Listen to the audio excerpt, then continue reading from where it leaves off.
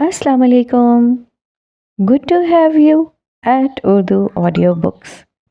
हाजिर खिदमत है साइमा इकराम चौधरी की एक खूबसूरत तहरीर खुददार।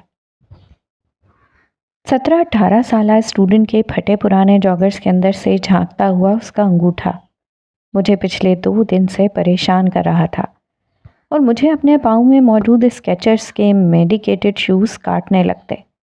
टांगों में अजीब सा स्ट्रेस आ जाता और मेरे लिए चलना दुश्वार हो जाता।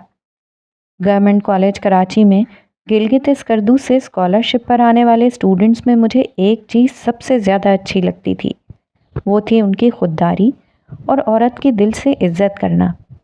ये रोशन आँखों और उजले चेहरों वाले बच्चे कुछ ही महीनों के बाद कराची की गर्मी के आदी ना हो पाते तो अक्सर बीमार हो जाते। उनके शहर के माली तौर पर मुस्तहकम कुछ लोगों ने उनके लिए कराची में फ्री हॉस्टल की सहूलत दे दी थी, जिस पर पूरे शहर के बच्चों में स्कॉलरशिप के लिए सख्त मुकाबला होता और उसमें से बेहतरीन मेहनती बच्चे हमारे कॉलेज में आते।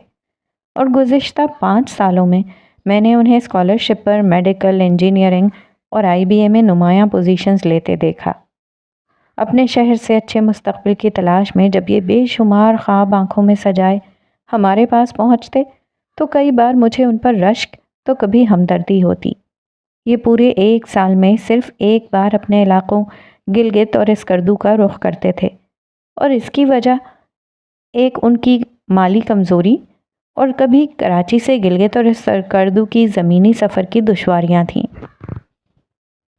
वो बच्चा हमेशा मेरे सब्जेक्ट में इस लिहाज से पेपर अटैम्प्ट करता कि मुझे मुश्किल में डाल देता कि मैं उसके नंबर आखिर कहाँ से काटूं। लफ्ज़ जैसे मोतियों में पिरोए हुए हों।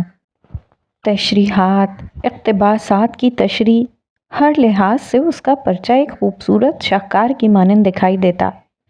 उसकी सफ़ेद शर्ट कसरत धुलाई की वजह से काफ़ी ज़्यादा बोसीदा हो चुकी थी और सफ़ेद रंग में पीलाहट सी झलकने लगी थी।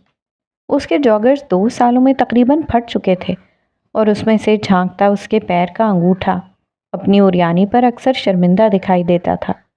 उसकी कोशिश होती कि वो क्लासरूम के कोने में रखी कुर्सी पर बैठे और वो दानिस्ता अपने अंगूठे को अपने पैरों में रखे पुराने बैग के पीछे छुपाने की कोशिश करता और ये कोशिश मेरी नज़रों में आकर मुझे बेसुकून कर देती। खुददार लोगों की मदद करना बज़ाते खुद एक बड़ा इम्तिहान होता है कि आप किस तरह से उन्हें ऑफ़र करें कि उनकी इज़्ज़त नफ्स मजरू ना हो। मेरी उस दिन एग्ज़ाम ड्यूटी थी और इत्तेफाक से वो उस कमरे इम्तिहान का आखिरी स्टूडेंट था जो पूरी तवज्जो के साथ मैथ की पेचीदगियों में उलझा हुआ था। उसके क्लास फेलोज़ मुकर्ररा वक्त से आधा घंटा पहले ही पेपर देकर जा चुके थे और वो सारी दुनिया से बेजार अपने काम में मगन था। जब मैंने अचानक उसके सर पर जाकर पूछा, आपके वालिद क्या करते हैं बेटा? उनका इंतकाल हो चुका है, उसने अस्तरारी अंदाज में अपने पैर को हिलाकर जवाब दिया। आपको फाइनेंशियली सपोर्ट कौन करता है? मैंने मोहतात अंदाज में पूछा और उसने बड़ी सादगी से जवाब दिया, बड़ा भाई, लेकिन आजकल उसके हालात भी ठीक नहीं। वो अफसरदा अंदाज में मुस्कुराया। आपका उर्दू का पेपर बेस्ट था और मैं हमेशा सबसे अच्छे मार्क्स लेने वाले स्टूडेंट्स को इनाम देती हूँ। मैं जानता हूँ। वो मुस्कुराकर अपने पेपर पर झुक गया। जैसे ही उसने एग्ज़ाम का वक्त ख़त्म होने पर अपना पेपर मुझे जमा करवाया तो मैंने अपने बैग में रखा एनवेलप उसकी तरफ बढ़ाया। वो सवालिया निगाहों से मेरी तरफ देखने लगा। ये तुम्हारा इनाम है। ये 4 लफ्ज़ बोलने में मुझे 4 सदियों की मुशक्क़त करना पड़ी। क्या वाकई? वो थोड़ा हैरान हुआ और कुछ शशोपंज के बाद उसने वो लिफाफा मेरे हाथ से थाम लिया। अब मुझे अपने पैरों पर पड़ा हुआ बोझ थोड़ा कम महसूस हुआ। वीकेंड के बाद वो हस्बे तवक्का नए जॉगर्स के साथ आया तो काफ़ी पुरएतमाद था और उसने अपनी सीट भी बदल ली थी। अब वो एन रोस्ट्रम के सामने बैठता, लेकिन उसका सर हमेशा झुका रहता। उसकी बॉडी लैंग्वेज चीख चीख कर मुझे बताती कि वो सब जानता है।